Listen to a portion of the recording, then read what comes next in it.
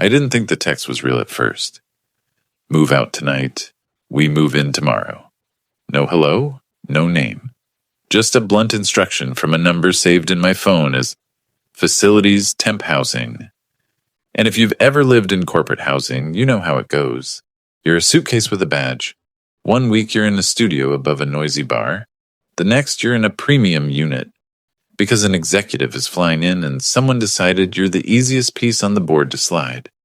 So I stared at the message, sighed, and looked around my apartment. Half-unpacked boxes, a laptop bag on the chair, my suit hanging from the closet door like it was also tired of the last 2 months. I'm Mark, mid-30s. Risk and compliance for a mid-sized tech firm that likes to call itself global, because we have an office in Toronto and one in London. I'd been sent to the city for a messy acquisition integration, and the company put me in a furnished building they leased a few floors in. The arrangement was simple. Behave, don't damage anything, and don't ask questions about why certain doors on certain floors were always locked. That night, I asked a question anyway, because the text didn't come through the usual portal. No email, no ticket, no manager copied, just a demand with a deadline. I replied, "Who is we?" Then immediately took screenshots, message, timestamp, contact info. Habit. When you work compliance, your brain starts saving receipts before your emotions even catch up. 3 dots appeared. Then, move out by 10 p.m. New keys at desk. Do not delay. That was the first time my stomach tightened. I walked downstairs to the lobby. The building wasn't a normal apartment complex. It was polished stone, a front desk that felt more like a hotel, and cameras placed with the confidence of someone who never wanted to explain anything later. The night concierge, young guy, bored expression, looked up as I approached. "Hey," I said, keeping my voice steady. "I got a move-out notice. Tonight. I just want to confirm it's legit." He blinked like I'd asked him to do math. "Unit? 17C. He tapped a few keys, frowned, and then his eyes flicked up to my face for half a second, just long enough to make me notice. "Yeah," he said slowly. "There's a note. You're being reassigned." "To where?" He hesitated. "I don't have that." "Who put the note in?" Another pause. He leaned closer like the marble might be listening. "It came from a corporate security login, not facilities." That should not have happened. In our world, facilities moves furniture. Security moves people when something is wrong. I felt my pulse in my throat. "Can I get a copy?" He shook his head. "It's locked, but security's already en route." "En route?" I repeated. "To help me move?" He gave a tiny shrug that was not reassuring. "To escort." I went back upstairs because I refused to be standing in a lobby, looking confused when 2 people with radios showed up. I packed the things that mattered, laptop, passport, the folder of acquisition documents I never let out of my sight, and I left everything else exactly where it was. If someone was trying to get me out fast, I wanted them to see I'd noticed. At 9:27 p.m., the knock came. Not a neighbor knock, not an oops, wrong door knock. It was a measured, official rhythm that said someone had done this before. I opened the door to 2 building security officers in dark uniforms, one older, one younger. The older one held a clipboard with a printed packet under a clear cover. The younger one didn't hold anything, just stood slightly behind, eyes scanning the hallway, like he was on a set. "Mr. Carter?" the older one asked. "Yes." "Evening. We need you to come with us." There's been a housing reassignment. I kept my face neutral. I received a text. No ticket number. No email. Who authorized it? He glanced at the packet, then back to me. "Corporate security." "I'm corporate," I said. "Risk and compliance. I'd like the name." That landed. Not dramatically, just enough to change the temperature. The younger guard shifted his weight. The older guard's jaw tightened as if he was trying to stay polite. "Sir," he said carefully, "we're here to escort you to the desk for keys and confirm the unit is clear." "Clear?" I echoed. "Clear of what?" He didn't answer. Instead, he lifted the packet and flipped a page. That's when I saw it. My name printed at the top, my employee ID underneath, and a relocation line in bold. Reassignment. Effective immediately current. 17C. New. 09B. I frowned. 9B? That's downstairs. The older guard didn't respond. He was staring at the paper like it had shifted while he wasn't looking. Then he read the new line again. Slower. And I watched his face change. Not confusion, not annoyance. Recognition. He swallowed, looked past me into my apartment. Then lowered his voice. Sir, he said, have you already been in 09B? No, I said. I've never even heard of... He cut me off, and for the first time, the younger guard spoke. That's the room, he said into his radio like he couldn't help himself. Confirming, 9B. Static, a pause. Then a voice answered. Tight, controlled. Hold him there. Do not issue keys. Do not let him enter. The older guard's eyes met mine. He wasn't looking at me like a tenant anymore. He was looking at me like a problem someone had accidentally created. And in the silence that followed, I realized something even worse than the move-out text. I wasn't being moved because someone wanted my apartment. I was being moved because someone wanted that room number attached to my name. The older guard kept his eyes on me, but his hand drifted toward the packet like it could protect him. Hold him there. Do not issue keys. Do not let him enter. That message crackled out of his radio like an order someone had rehearsed. I didn't raise my voice. I didn't step back either. Who is that? I asked. He glanced down at the name block on the sheet again, like he was hoping it would tell him what to say. Corporate Security Operations. Great, I said. Then give me the incident number. No answer.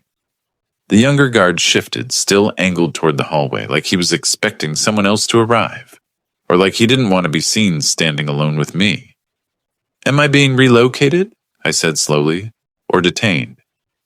The older one exhaled through his nose. Sir, we just follow the directive. That directive tells you not to give me keys, I said. So what are you doing at my door?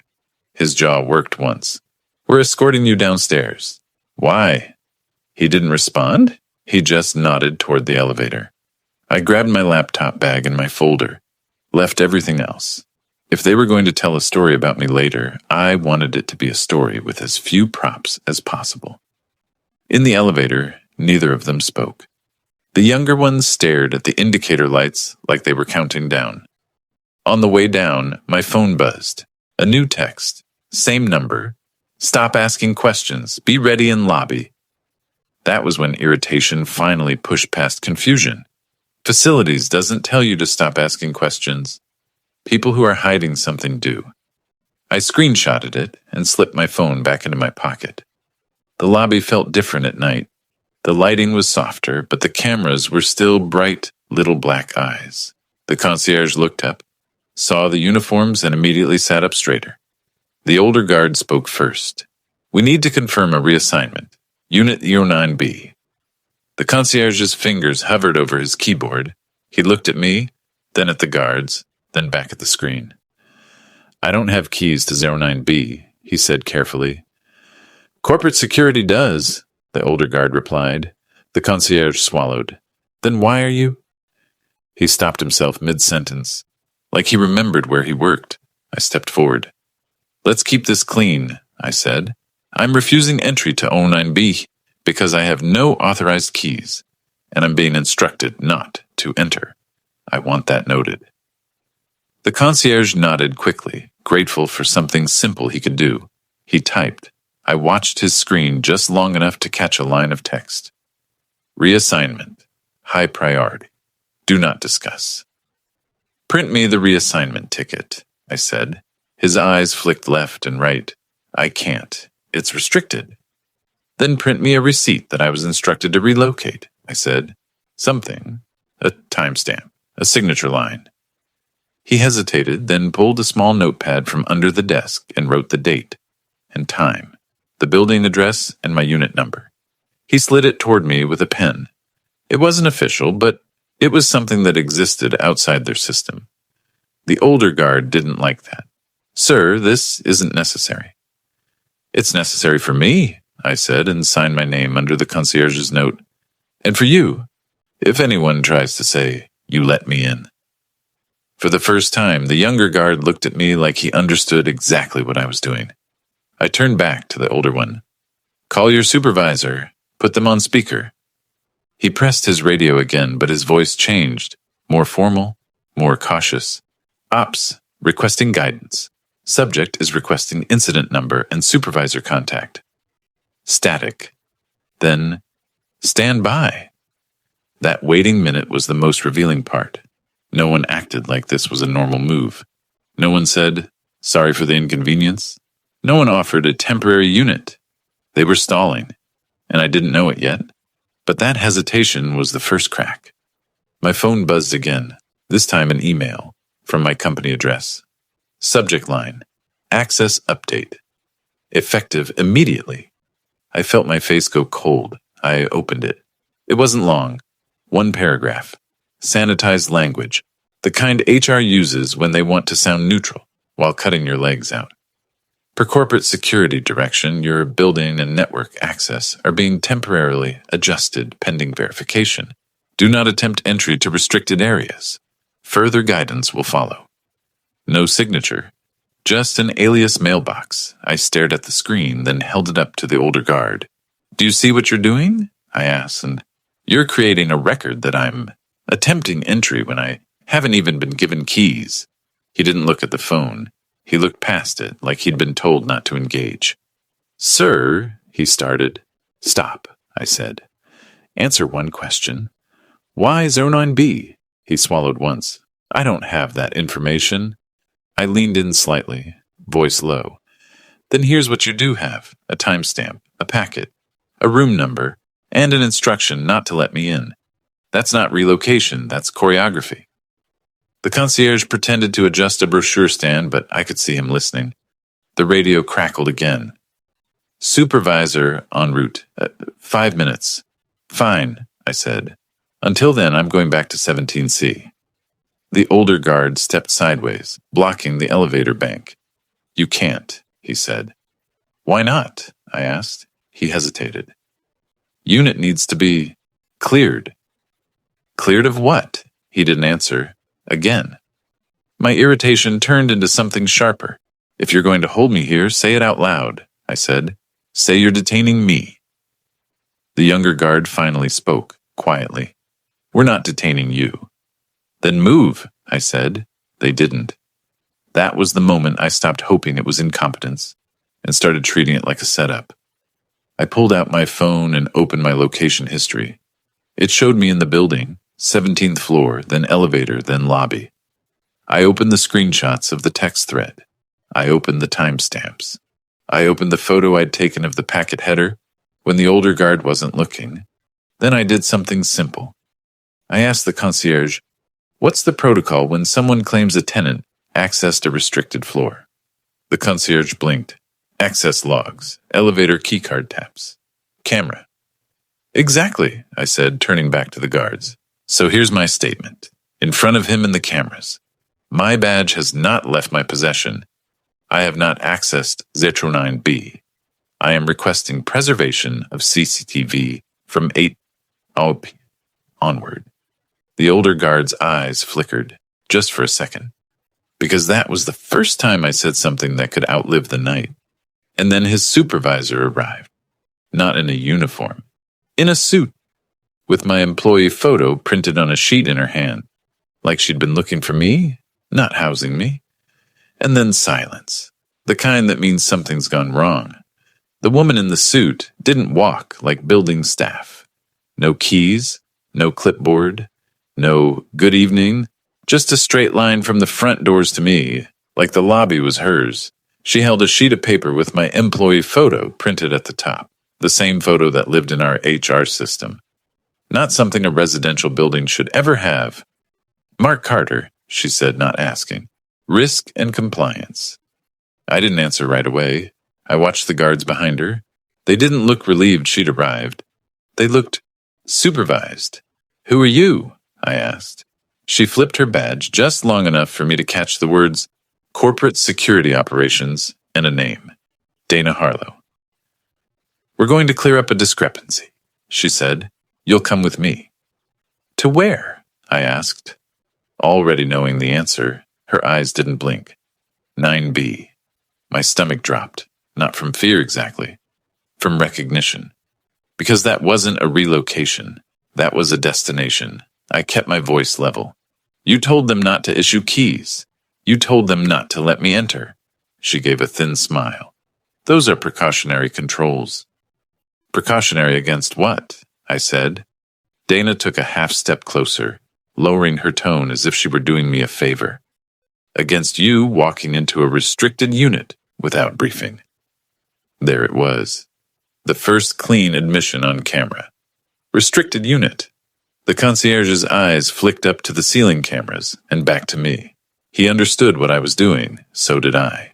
I nodded slowly. Then we're done here, I said. I'm not entering a restricted unit, and I'm not moving anywhere without written authorization, an incident number, and HR present. Dana's smile faded.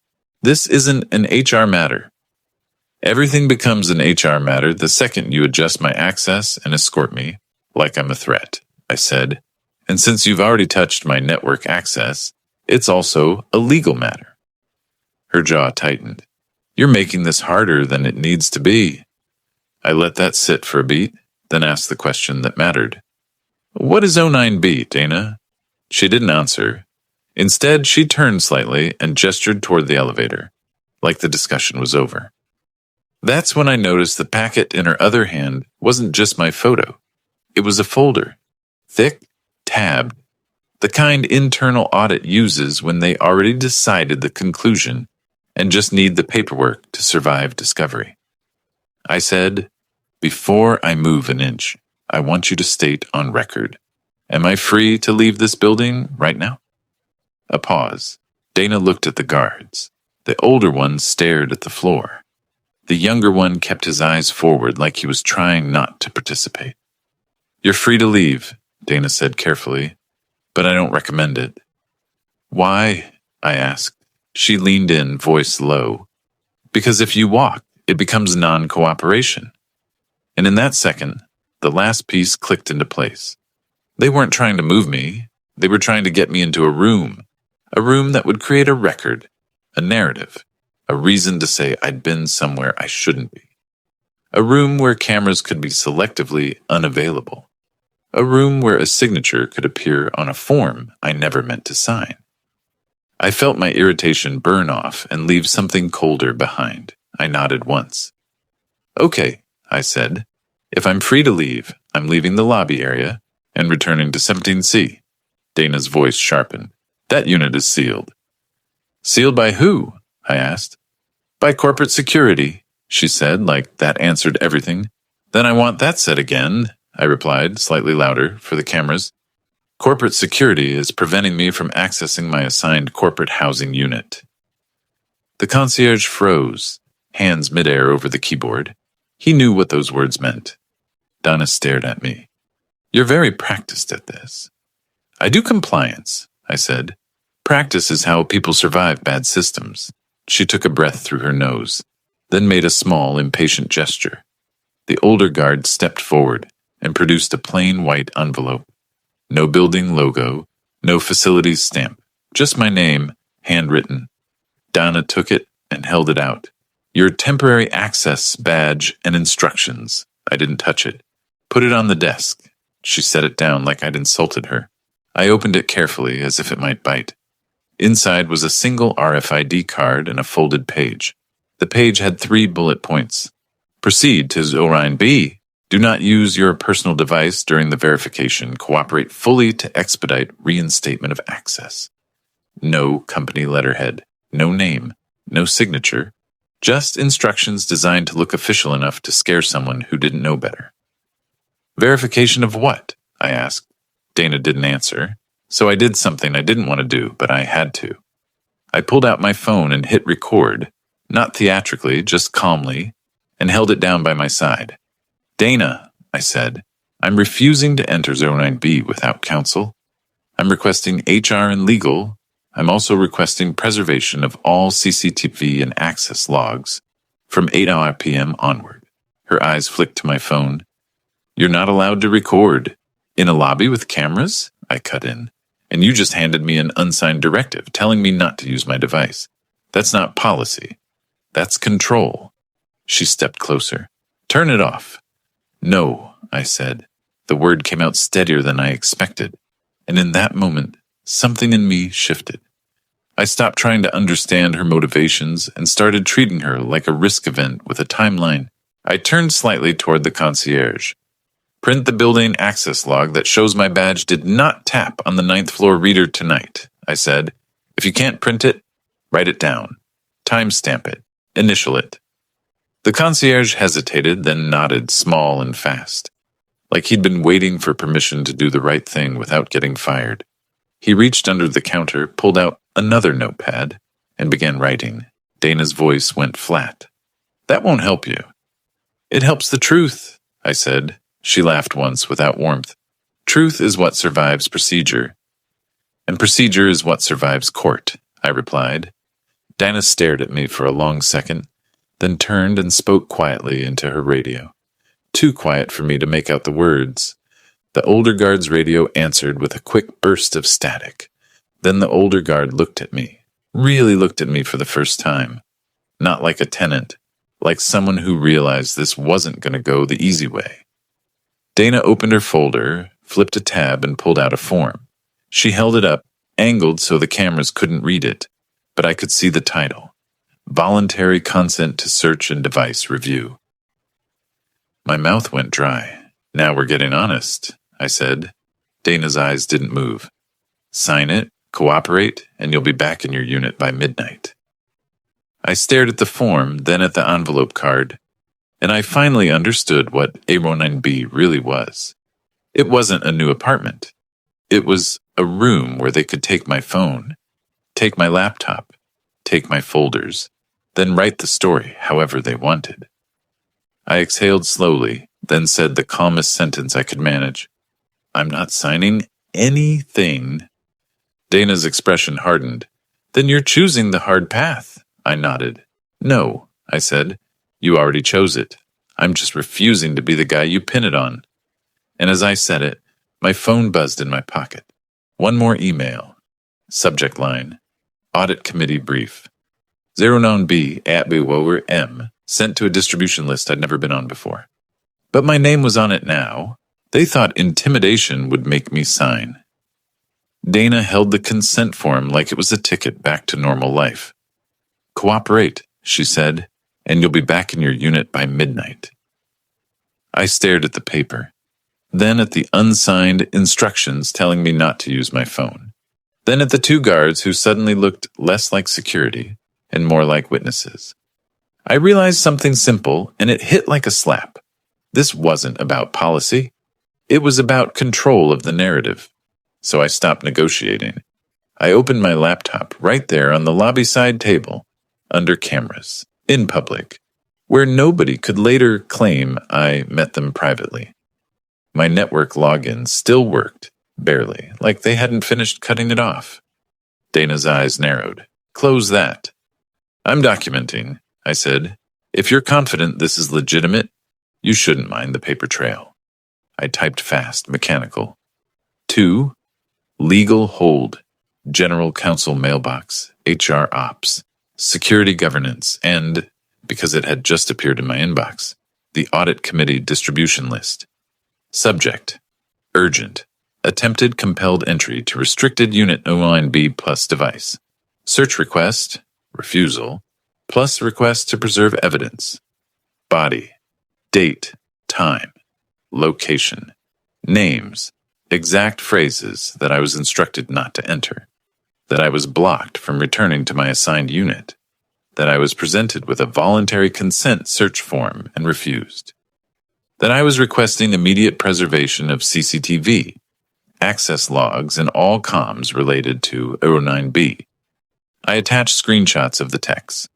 Then I did one more thing. I BCC'd my personal email. Dana stepped forward. You don't have authority to message Audit Committee. My name is on the brief for 8 a.m., I said, not looking up. If I'm being discussed, I'm allowed to report an integrity issue. The older guard shifted like he wanted to disappear into the marble. The concierge didn't move. He just watched, eyes wide, like he was finally seeing the building as a crime scene instead of a workplace. My email sent, and the air changed, because even the best internal setups panic when legal hold enters the room. Dana's radio chirped, once, twice, then it lit up with a call. She answered, listened, and her expression tightened. She turned slightly away from me, trying to keep her voice low. I couldn't hear the person on the other end, but I caught her words. No, he hasn't entered. Yes, he's refusing. He already emailed. She stopped mid-sentence as if someone had just cut her off hard. She looked back at me. Her smile was gone now. All business. You just escalated this unnecessarily, she said. I shut the laptop and stood. No, I made it impossible to rewrite. For a moment she didn't speak. Then she nodded toward the guards. Bring him to 9, she said. I didn't move. I leaned in slightly, voice calm, loud enough for the cameras. State on record. Am I required to enter 09B? Dana held my gaze. You are required to cooperate with an investigation. Investigations have scope, counsel, and documented authority, I said. So I'll ask again. Am I required to enter Zone 9B right now? She hesitated, just a fraction too long. And that hesitation was everything. Because if she said yes, it was coercion. If she said no, she lost her leverage. She went with the only option left. Pressure, without commitment. I'm trying to help you, she said. I stared at the consent form in her hand. Then help me like a professional. Bring HR. Bring legal. Bring a signed directive. Or let me go back to 17C. Dana's jaw flexed. The younger guard avoided eye contact. Then my phone buzzed again. This time it wasn't an email. It was a call, unknown number, but the caller ID displayed GC office. That's when I felt the first real surge of relief. Not victory, not yet, but confirmation that my message had landed somewhere with consequences. I answered, Mark Carter. A man's voice controlled and clipped. Mark, this is Evan Roth, Deputy General Counsel. Are you safe? Dana's head snapped toward me. I'm in the lobby, I said. I'm being blocked from returning to my assigned unit. I'm being pressured to enter a restricted unit and sign a voluntary consent form. There was a beat of silence. Then Evan said very clearly, Do not sign anything. Do not enter any restricted unit. Stay in public view. I'm instructing security ops to stand down. If anyone prevents you from leaving, call local law enforcement. I didn't look at Dana when I answered, but my voice carried. Understood. Dana's face went still, like someone had just pulled the floor out from under her. Evan continued. I'm also placing an immediate legal hold on all evidence related to 09B. You did the right thing documenting. I need you to send me the names of everyone present. I have them, I said, including the concierge who witnessed the instructions. Good, he replied. One more thing. Are you in possession of all company materials? Yes, I said. Laptop and acquisition folder. Nothing has been surrendered. Keep it that way, Evan said. I'm calling you back in 2 minutes. Do not move. The call ended. For a moment, nobody spoke. Then Dana's radio chirped again, and this time her whole body reacted. Like she already knew what she was about to hear. She answered. Listen. Her eyes hardened, then flicked to the guards. Step back, she said quietly. The older guard hesitated. Dana repeated it sharper. Step back. Both guards moved away from me like they'd just been told I was off limits. Dana stared at me for a long second.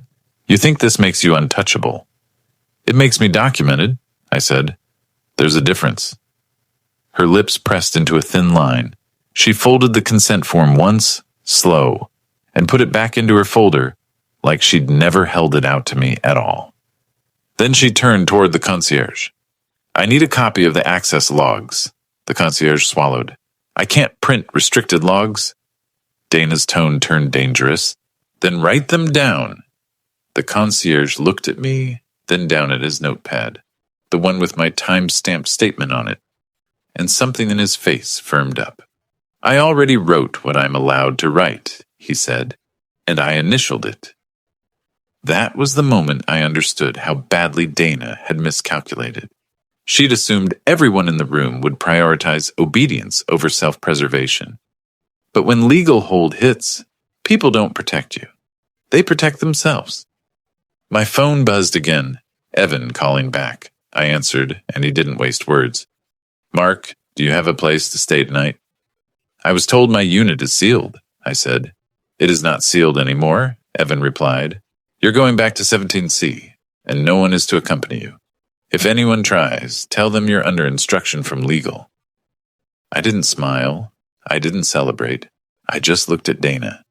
And for the first time, she looked like someone who realized the problem wasn't me walking into 09B. The problem was that she'd tried to force it, on camera, in public, while my job title practically screamed paper trail. I picked up my bag and folder. I'm going upstairs, I said. Dana didn't stop me. But as I stepped toward the elevator, she spoke behind me. Cold, controlled. This isn't over. I pressed the elevator button and finally let myself say the truth out loud, softly, mostly to myself. No, I said. Now it started. Because at 8 a.m. the audit committee wasn't going to ask why I didn't cooperate. They were going to ask why corporate security tried to manufacture a story with a room number. By the time the elevator doors opened on the 17th floor, the hallway felt too quiet, like the building itself was pretending nothing had happened. My unit door wasn't sealed. No tape, no notice. Just the same brushed metal handle and the same deadbolt I'd locked hours earlier. Which told me everything I needed to know. They weren't following procedure. They were improvising until legal stepped in. I entered, locked the door behind me, and didn't unpack a single box.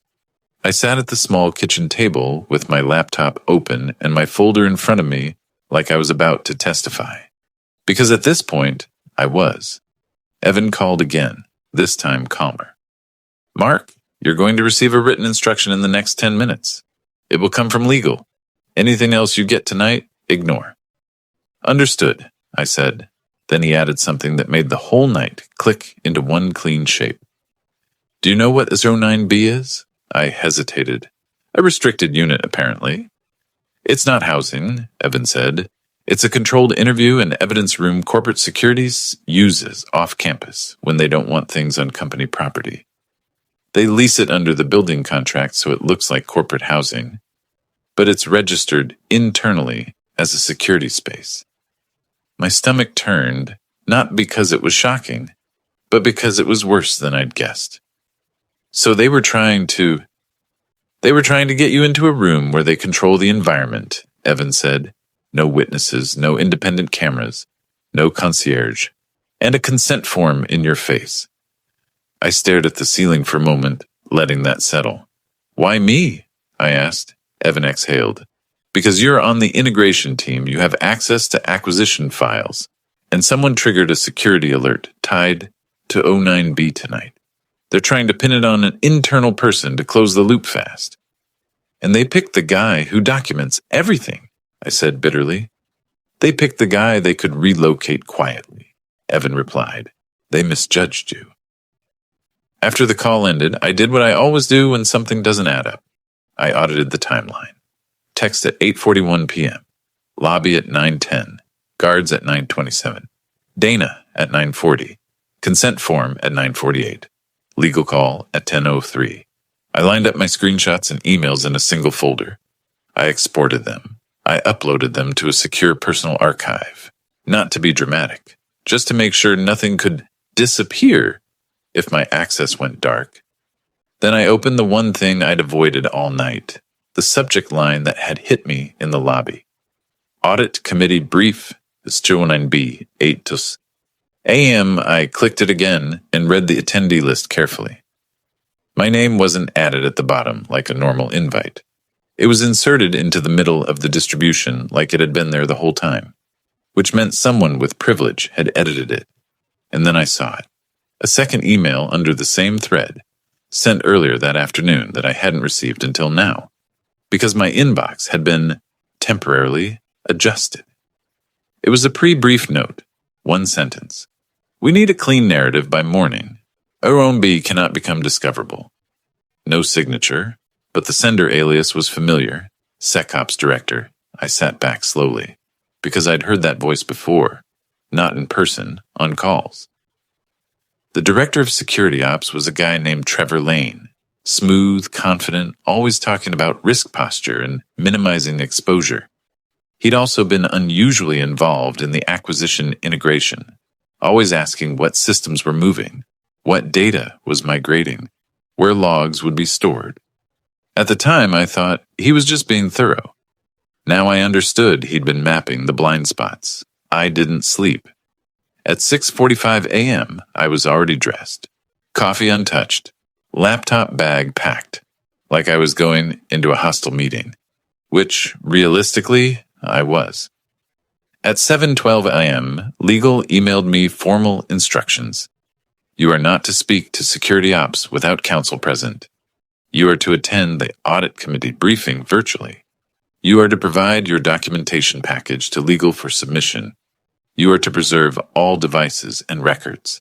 And then at 7:54 a.m., another email hit from Trevor Lane. Subject, quick chat before 8, 2 lines in the body. Let's align on what happened last night. No need to complicate it. I stared at the screen, and for the first time since the lobby, I actually smiled, because that wasn't a manager checking on an employee. That was someone trying to rewrite the story before it hardened. I didn't reply. At 8 a.m. sharp, I joined the call. Audit committee members, outside counsel, Evan, a senior HR executive I'd never seen on a meeting before, and, after a short delay, Trevor Lane, and camera on, face composed like he was about to deliver a weather report. The chair opened with one sentence. Mark, we're told there was an access incident tied to Zone 9B. Before anyone summarizes, we want to hear directly from you. I didn't add drama. I didn't raise my voice. I just told the truth, in order. The text message, the escort, the instruction not to issue keys, the blocking of my unit, the unsigned directive not to use my device, the voluntary consent form, the attempt to move me into a restricted room without HR, counsel, or document authority. Then I said one line I'd been saving. I believe corporate security attempted to manufacture an access narrative using my name and a room number, and I preserved evidence before that could happen. Silence. Not awkward silence. The heavy kind. Trevor's smile didn't move, but his eyes did. The chair turned to Evan. Counsel? Evan didn't hesitate. We have screenshots, timestamps, and witness notes from the building concierge. We've issued a legal hold.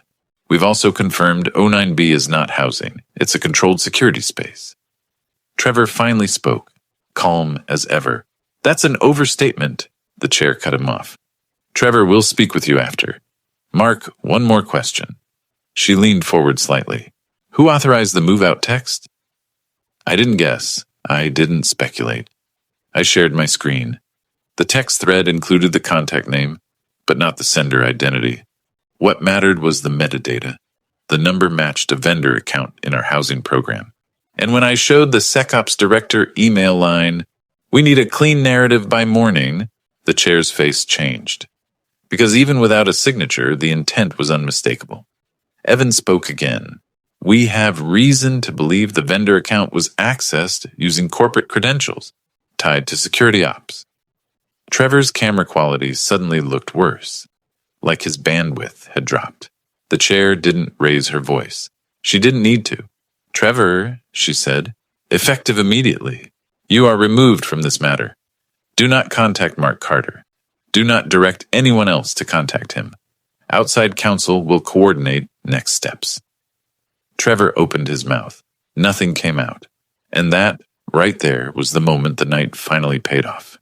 Not with fireworks, with procedure, with consequences, with the calm satisfaction of watching the system do the one thing it's supposed to do when someone tries to abuse it: document, contain, remove. After the call ended, Evan texted me one sentence. You're clear, he isn't. I sat in the quiet of my apartment, looked at the boxes I still hadn't unpacked, and felt something I hadn't felt since the first knock at my door. Peace. Because the story didn't end with me being moved out. It ended with the person who tried to move me into that room number, realizing, too late, that compliance isn't a department, it's a weapon. And this time, it was pointed the right way.